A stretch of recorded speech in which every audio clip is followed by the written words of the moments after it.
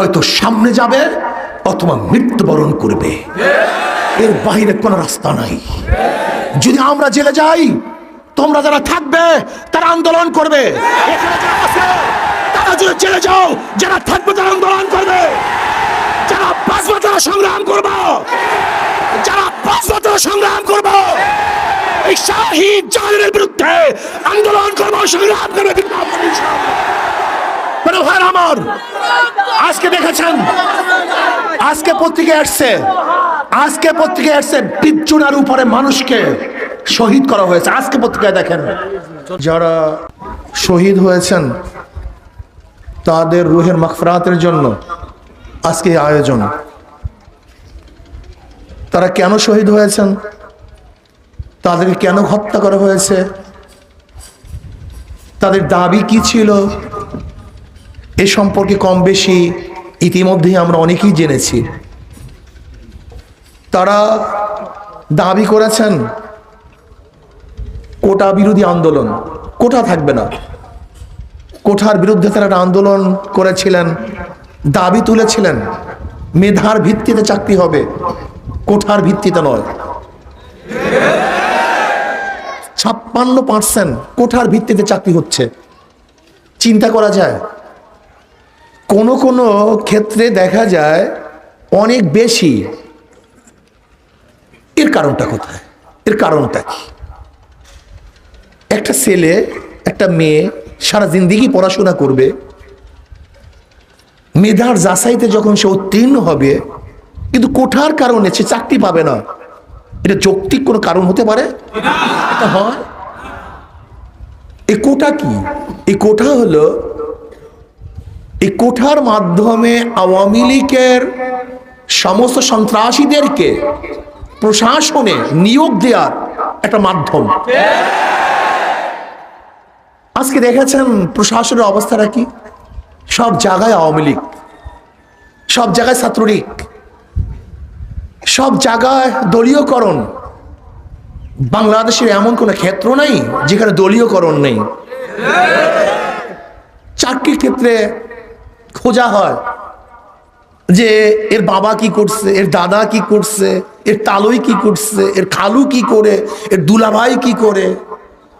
যদি গোটা বংশের মধ্যে আওয়ামী লীগের বাহিরে কেউ থাকে, তার আর চাকরি হয় না। এটাকে দেশ, এ দেশ হতে পারে? হ্যাঁ, আজকে নিরস্ত্র ছাত্রদের উপরে যেইভাবে গুলি চালানো হয়েছে, আবু সাঈদের উপরে গুলি চালানো হয়েছে, মনে হয় যেন পাখি শিকার করলেও এইভাবে শিকার করা হয় না। আবু সাঈদের কাছে কোনো অস্ত্র ছিল না, আগ্নি অস্ত্র ছিল না, তলোয়ার ছিল না, কিচ্ছুই ছিল না। সে লাঠি নিয়ে দাঁড়িয়ে বুক পেতে বলেছে, আমার বুকে গুলি দাও। অমনি তার বুকে গুলি দেওয়া হয়েছে। এই গুলি আবু সাঈদের বুকে দেওয়া হয় নাই, বাংলাদেশের প্রত্যেকটা নাগরিকের কলিজার মধ্যে গুলি দেওয়া হয়েছে। বাংলাদেশের প্রত্যেকটা নিরাপদ নাগরিকের বুকের উপরে গুলি চালানো হয়েছে। এই গুলির টাকা কার ছিল? ওই আবু সাঈদের টাকা ছিল। ওই আবু সাঈদের ভ্যাটের টাকা, ট্যাক্সের টাকা দিয়ে যে গুলি কেনা হয়েছে, সেই গুলি আবু সাঈদের বুকে বিদ্ধ করা হয়েছে। আজকে ছাত্রলীগের কাছে কোনো মানুষ নিরাপদ নয়, পুরুষ নিরাপদ নয়, মহিলারাও নিরাপদ নয়, তাদের ইজ্জত নিরাপদ নয়, টাকা নিরাপদ নয়। আপনারা দেখেছেন ছাত্রলীগ কি করেছে? নিরস্ত্র ছাত্রদের উপরে অস্ত্র নিয়ে ঝাঁপিয়ে পড়েছে। আপনি কি দেখেছেন? নিরস্ত্র ছাত্র এবং ছাত্রীদেরকে তারা হত্যা করেছে। আপনারা কি দেখেছেন? আজকে হাজারো ছাত্রদেরকে পঙ্গু করা হয়েছে, অন্ধ করা হয়েছে, বিকলাঙ্গ করা হয়েছে, হাজারো মায়ের বুককে খালি করা হয়েছে। আজকে যে অস্ত্র দিয়েছিলাম আমাদের বাংলাদেশের নাগরিককে হেফাজত করার জন্য, আর সেই প্রশাসন ভারতের ওদেরকে কিছু বলতে পারে না, ওদের উপরে গুলি চালাতে পারে না। প্রশাসন শুধু আমাদের জনগণের উপরে, বাংলাদেশের জনগণের উপরে, নিরীহ জনগণের উপরে তারা গুলি চালায়। আজকে শেখ হাসিনা খুনি হয়ে গেছে, রাক্ষস হয়ে গেছে, জালেম হয়ে গেছে। সে মসনদে বসে মানুষকে মানুষে মনে করে না, মনে হয় যেন মানুষ নয়, সবাই জানোয়ার। এবার প্রমাণ করতে হবে আমরা মানুষ কি মানুষ নয়, বাংলাদেশের জনগণ কি জনগণ কি জনগণ নয়। শেখ হাসিনার চেয়ারে বসে যা বলবে তাই আমাদেরকে শুনতে হবে না, আমরা শুনবো না। আমরা ব্রিটিশের বিরুদ্ধে আন্দোলন করেছিলাম, আমরা ভাষার পক্ষে আন্দোলন করেছিলাম, ব্রিটিশদেরকে দেশ থেকে তাড়াতে বাধ্য করেছিলাম, আমরা পাকিস্তানি খুনিদেরকে দেশ থেকে বাধ্য করেছিলাম ভারতে। আমরা খুনি শেখ হাসিনাকেও ওই বাসনাদ থেকে নামাতে বাধ্য করবে ইনশাআল্লাহ।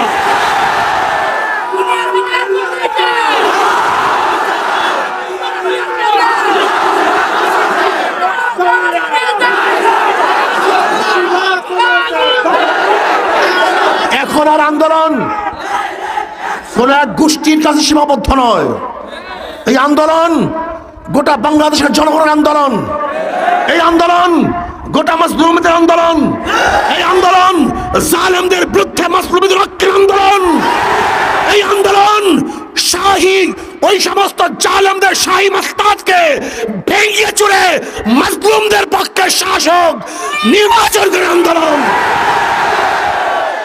যতক্ষণ পর্যন্ত এই জালেম সরকার, এই খুনি সরকার, ফ্যাসিস্ট সরকারকে আমরা উৎখাত করতে না পারবো ততক্ষণ পর্যন্ত রাজপথ ছাড়বো না ইনশাআল্লাহ।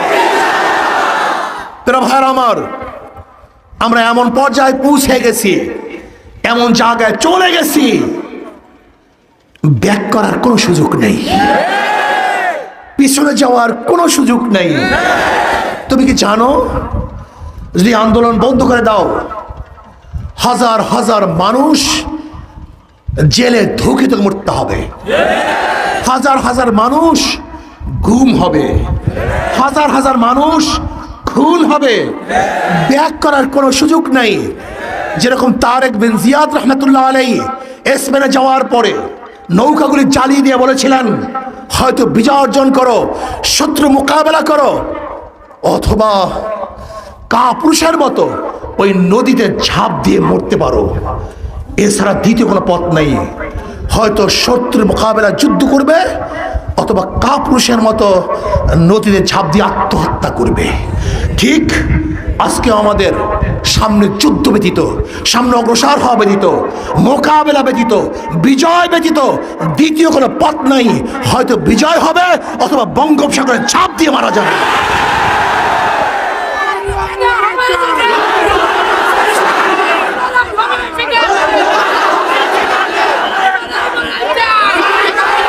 তুমি ভেবেছো কি এই আন্দোলন এখানেই শেষ?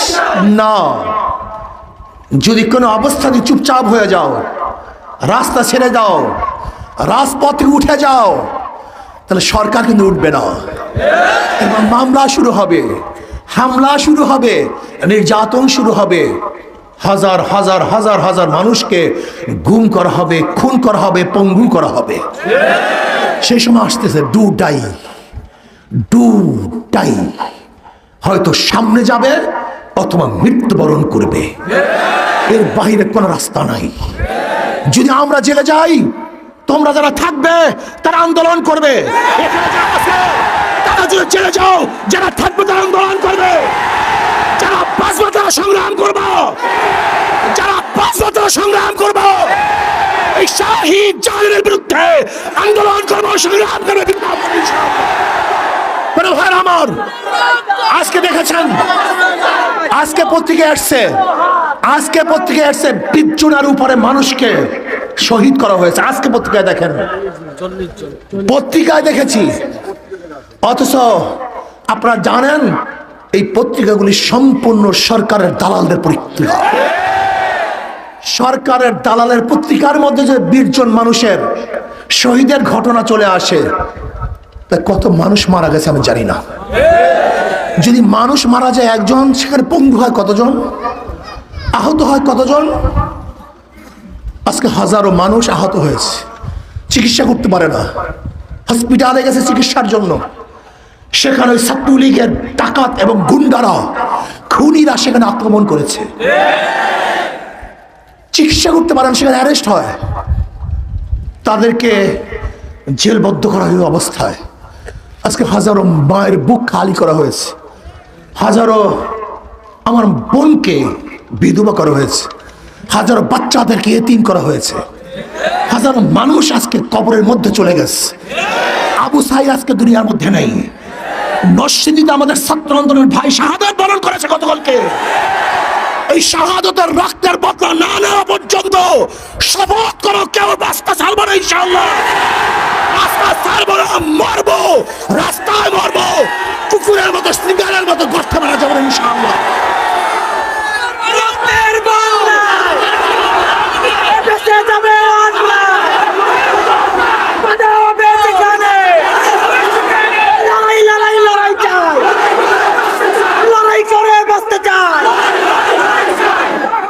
ভাইরা আমার, গতকালকে নরসিংদীতে আমার ভাই শাহাদাত বরণ করেছে। নারায়ণগঞ্জে হাজার আমার ভাই আহত হয়েছে, হাজারো ভাই আহত হয়েছে, শহীদ হয়েছে হাজার মানুষ। না, এই জালেম শাহীর মাসনাদকে তসনাস করার আগ পর্যন্ত, এই ভারতের দালাল সরকারকে গদি থেকে নামানোর আগ পর্যন্ত, এই মুদির দালালকে, মুদির গোলামকে মাসনাদ থেকে নামানোর আগ পর্যন্ত রাস্তা ছাড়বো না, রাস্তা ছাড়বো না, রাস্তায় থাকবো ইনশাআল্লাহ। আমি আবারও বলছি, যদি মরার জন্য ঐক্য হও, কেউ মরবে না। আর বাঁচার জন্য যদি বিচ্ছিন্ন থাকো, একজন বাঁচতে পারবে না। খুঁজে খুঁজে বের করবে, খুঁজে খুঁজে বের করবে। দুটাই, দ্বিতীয় কোনো পথ আমাদের নাই, দ্বিতীয় কোনো পথ আমাদের নাই। হয়তো আমরা বিজয় অর্জন করব, অথবা শাহাদাত বরণ করব। যারা আজকে মারা গেছে, আমরা তাদের জন্য দোয়া করব।